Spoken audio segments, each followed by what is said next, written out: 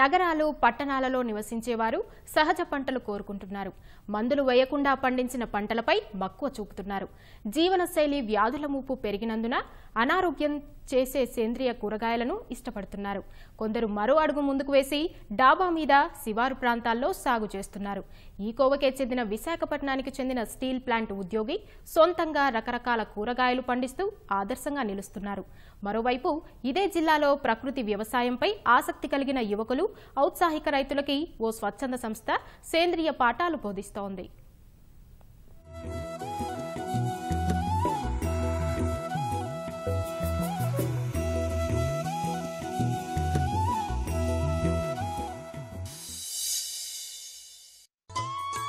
విశాఖ జిల్లా దేశపాత్రునిపాలెంలోని చిన్న వ్యవసాయ క్షేత్రం. ఇక్కడ కేవలం 24 సెంట్ల స్థలంలో 48 రకాల పంటలు సేంద్రియ పద్ధతిలో సాగవుతున్నాయి. ఇక్కడకు వచ్చే ఇతర రైతులు, సందర్శకులకు అనిర్వచనీయమైన అనుభూతిని పంచుతున్నాయి. విశాఖ ఉక్కు కర్మాగారంలో పనిచేస్తున్న రవీంద్రబాబు ఈ సేంద్రియ సాగును దిగ్విజయంగా నిర్వహిస్తున్నారు. ఈ సేంద్రియ క్షేత్రంలో క్యాబేజీ, టమాటా, కాలీఫ్లవర్, కాకర, ఉల్లి, మిర్చి, బీట్రూట్, చిక్కుడు, ముల్లంగి, క్యారెట్, బీర, దోస, బరబాటి, వంగ వంటి కూరగాయలు, తోటకూర, ఆకుకూర, చుక్కకూర, కొత్తిమీర, మెంతికూర, పుదీనా, కరివేపాకు వంటి ఆకుకూరలు, మామిడి, దానిమ్మ, బొప్పాయి, జామ, చక్కెరకేళి, పనస, స్వీట్ కార్న్ సహా అరుదుగా దొరికే తీపి నిమ్మ వంట్ల పండ్ల మొక్కలు సాగు చేస్తున్నారు. ఇక దాలియా, మల్లి, మ్యారీగోల్డ్, జినియా, టక్కీస్, మొరం, బంతి, చామంతి, కనకాంబరం, మందారం వంటి పూల మొక్కలు ఈ ప్రాంగణాన్ని నవనందనంగా మార్చేశాయి.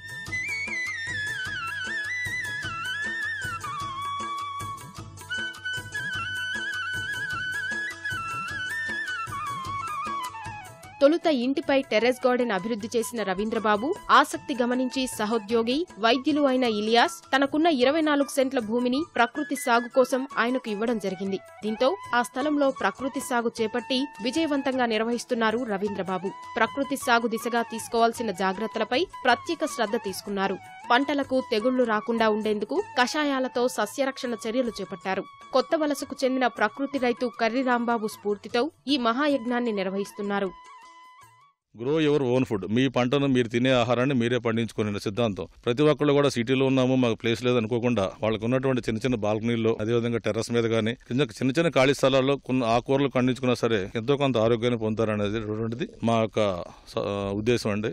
జీరో బడ్జెట్ ఫార్మింగ్, ప్రకృతి వ్యవసాయంలో కూడా అంతర పంటలుగా ఒక 5-6 రకాల పంటలు ఒక ఎకరంలో పండించుకోవాలనేది ముఖ్యంగా మా ఉద్దేశం అండి. ఒక పక్క 36x36 విధానం కానీ 24x24 విధానం చూసినట్టయితే పళ్ళు చెట్లు పెరుగుతుంటాయండి, తీగపాదులు పెంచుతుంటారు. తర్వాత అదే విధంగా మన కూరగాయ మొక్కలు కూడా పెంచుతుంటారు. ఘనజీవామృతం, ద్రవజీవామృతం, పంచగవ్య ఎరువును సాగు కోసం వాడుతున్నారు. వానపాములతో నేలలో గుల్ల ఏర్పరిచేందుకు ప్రత్యేకంగా ట్రెంచ్లను తవ్వారు. సాగు చేస్తున్న ప్రాంగణంలోనే ప్రత్యేకంగా కొంత స్థలాన్ని కోళ్ల పెంపకానికి వినియోగిస్తున్నారు రవీంద్రబాబు. చేపలు పెంచేందుకు ఓ తొట్టెను సైతం ఏర్పాటు చేసుకున్నారు. ఆ తొట్టెలోని నీటిని తిరిగి సాగుకు చేయడానికి వాడుతున్నారు. తాను పండించే పండ్లు, కూరగాయలు సొంతంగా వాడుకోవడంతో పాటు మరో 10 మంది స్నేహితుల కుటుంబాలకు ఉచితంగా అందిస్తున్నారు. న్యాచురల్ కిచెన్ గార్డెనెన్స్ ఫేస్బుక్ పేజీని నిర్వహిస్తూ ప్రత్యేక వ్యవసాయం, సస్యరక్షణపై ఔత్సాహికుల్లో అవగాహన పెంచుతున్నారు. ప్రతి 15 రోజులకు ఒకసారి జీవామృతము, నెలకొకసారి ఘనజీవామృతం వాడుతుంటాం. పూతా పిండి దశలో పంచగవ్యలు, అదేవిధంగా సస్యరక్షణ కోసం చీడపీడలప్పుడు వాటికి మేము నీమాస్త్రం కానివ్వండి, అంటే తర్వాత ఆగ్నేయాస్త్రం, బ్రహ్మాస్త్రం వాడుతుంటాము. అలాగే దశపర్ణి కషాయం కూడా వాడుతుంటాం. ఇవన్నీ కూడా దశల వారీగా, అంటే చిన్న తెగులు ఉన్నప్పుడేమో నీమాస్త్రం వాడుతుంటాము, కాయదులుసు కాండం పురుగులు వచ్చినప్పుడేమో ఆగ్నేయాస్త్రాలు, బ్రహ్మాస్త్రాలు వాడుతుంటాము. మేము చాలా మందికి కూడా ఈ స్టీల్ ప్లాంట్ లో ఉన్నటువంటి ఉద్యోగులు కానివ్వండి, అదేవిధంగా స్కూల్ పిల్లలకు కూడా ఈ సేంద్రియ వ్యవసాయం గురించి, ప్రకృతి వ్యవసాయం గురించి, దీనివల్ల కలిగే లాభాల గురించి మేము అవేర్నెస్ క్యాంపులు కూడా కండక్ట్ చేయడం జరిగింది. ఇదే జిల్లాలో రైతులకు సేంద్రియ వ్యవసాయంలో శిక్షణ అందిస్తోంది ఓ స్వచ్ఛంద సంస్థ. యలమంచిలిలో గో ఆధారిత వ్యవసాయ విధానంలో 10 ఎకరాల పొలంలో వివిధ రకాల పంటలను సాగు చేస్తూ అందులో మెలకువలను వివరిస్తోంది. దీంతో పాటు AndraFarmers.in పేరుతో వెబ్సైట్ రూపొందించి యువతకు అవగాహన కల్పిస్తోంది. గో ఆధారిత వ్యవసాయంతో పాటుగా వ్యవసాయ అనుబంధ రంగాల్ని డెవలప్ చేయడమే కాకుండా ఈ చుట్టుపక్కల రైతులకి దీన్ని ఒక వ్యవసాయ క్షేత్రంగా రూపుదిద్దాలనేది మా ఉద్దేశం అండి. దీనిలో భాగంగా దేశవాళీ ఆవుల్ని పెంచడం, కడక్నాగ్ జాతి కోళ్లను పెంచడం, రైతులకి అడిషనల్ ఆదాయం కింద వచ్చే పుట్టగొడుగుల పెంపకం, వీటితో పాటుగా వ్యవసాయాన్ని ఉత్పత్తులు ఏవైతే ఉన్నాయో వాటిని వాళ్లే మార్కెటింగ్ చేసేటట్టుగా శిక్షణ కార్యక్రమం కూడా ఇవ్వాలన్నదే మా సంస్థ ఉద్దేశం. మేము ఇక్కడ 10 ఎకరాల్లో జామ, ఇంకా కంది, బొప్పాయి మరియు అరటి, ఇంకా వరి, కూరగాయలు కూడా ఇక్కడ సాగు చేస్తున్నాం సార్. మా యొక్క లక్ష్యాలు ఏంటంటే రైతులకి ఆర్గానిక్ వ్యవసాయం వైపు పూర్తిగా మార్చడం, ఇంకా వాళ్ళకి ఆర్గానిక్ వ్యవసాయం చేయడం ఎలాగనే విషయంపై అవగాహన కల్పించడం, మార్కెటింగ్ విషయాలు కూడా మేము ఇక్కడ చెప్తాం సార్. ఫ్యూచర్ లో ఎవరైనా ట్రైనింగ్ రావడానికి ఇక్కడ సిద్ధంగా ఉన్నట్లయితే మేము ట్రైనింగ్ ఇవ్వడానికి మేము సిద్ధంగా ఉన్నాం సార్.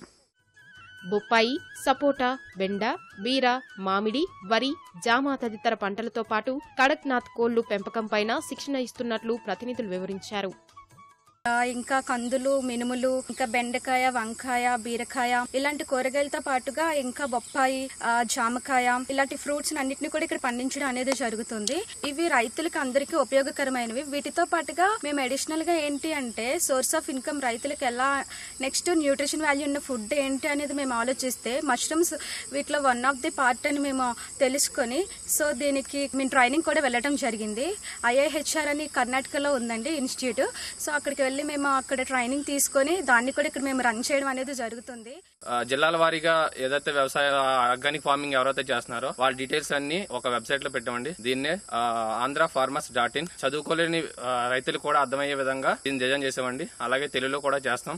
ప్రస్తుతానికి ఇంగ్లీష్ లో డిజైన్ చేసామండి. జిల్లాలో సేంద్రియ సాగు విస్తృతికి కృషి చేస్తున్న యువ రైతులు ఉత్పత్తులు అమ్ముకునేందుకు తగు మెలకువలు కూడా వివరిస్తున్నారు.